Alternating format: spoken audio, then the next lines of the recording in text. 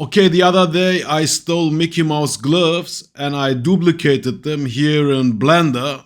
And now I want to scale them. All 4 of them, I select them. But I want to scale them without changing their location. So I want to do something like this, but for all 4 of them. And there is a simple feature in Blender. You can simply change the pivot for that. I go to individual origins. Median point is the default one.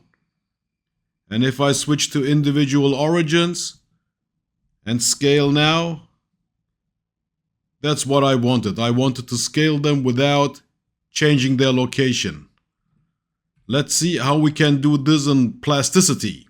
Here in Plasticity, I again have my 4 solids and I want to scale them like in Blender without changing their location. Let's see how we can do this.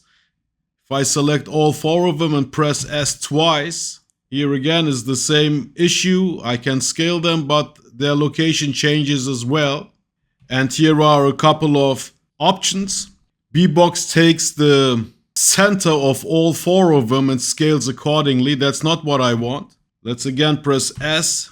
This one chooses the active one as a reference point.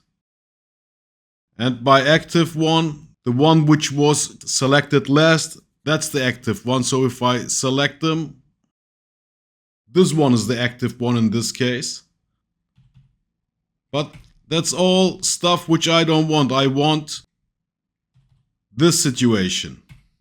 Here you can use the new instances feature.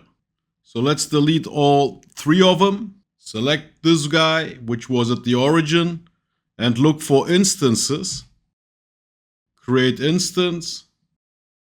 And I will array this guy. Okay, these 3 are distances.